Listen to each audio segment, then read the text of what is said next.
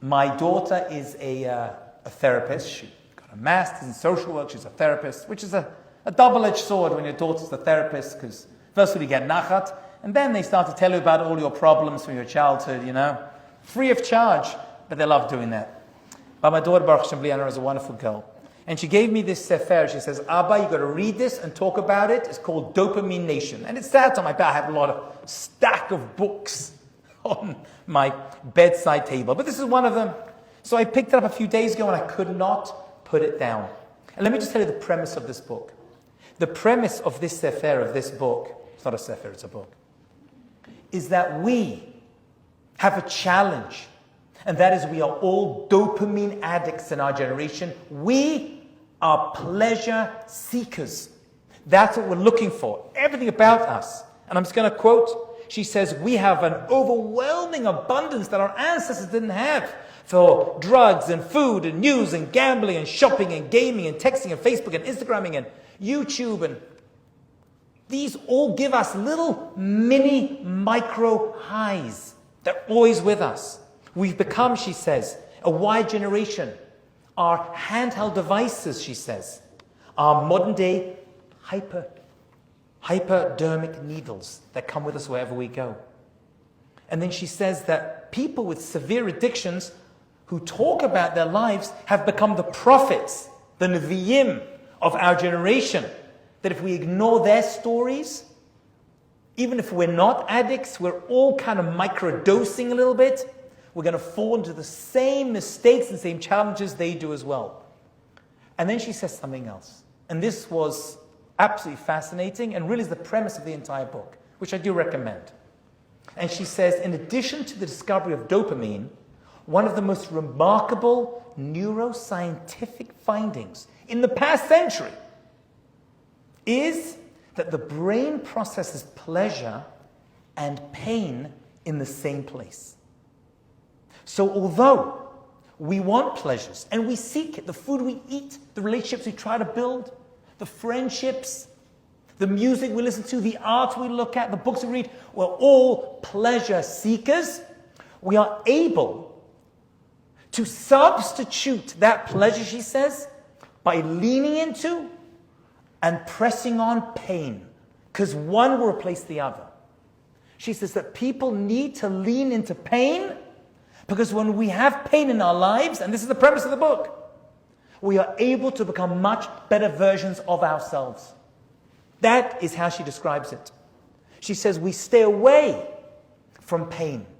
We want to numb ourselves with all of these outside stimuli in order to stay far away from pain. Pain is not a good thing.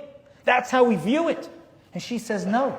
It used to be that pain was understood. It was appreciated. It was never pleasant. I don't like it. But it has great potential.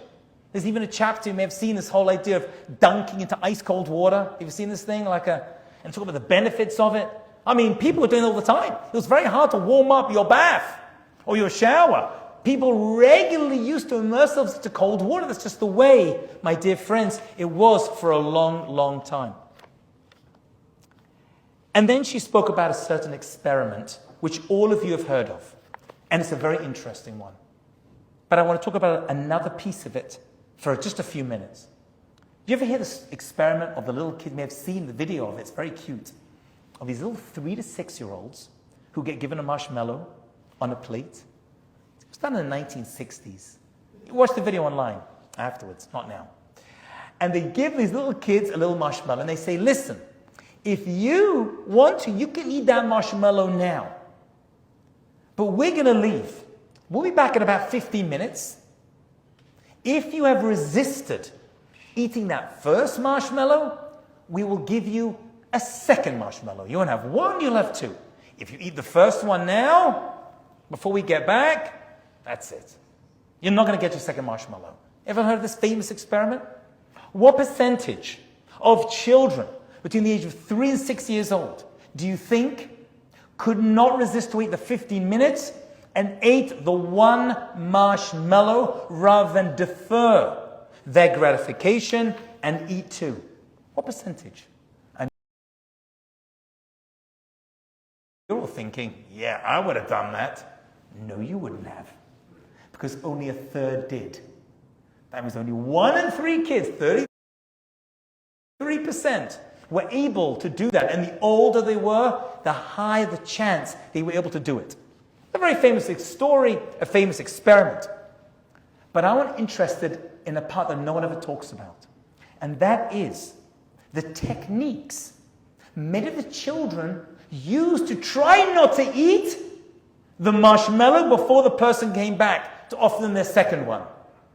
Some of them covered their eyes not to look at it. It's very cute. Some of them turned their backs on the marshmallow. Some of the boys were seen kicking the table. And some of the girls, and you can see this, started to pull on their pigtails to cause pain to themselves. Getting into the pain was able to overcome the desire for pleasure. Now, there were other kids, and this itself is interesting and is its own talk in of itself, who started to stroke the marshmallow and to caress it.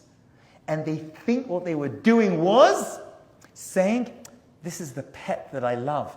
I would never hurt and eat it until I get to. And then they will. And then they did. That's interesting in and of itself. We are resistant to pain, and yet we see in the Torah.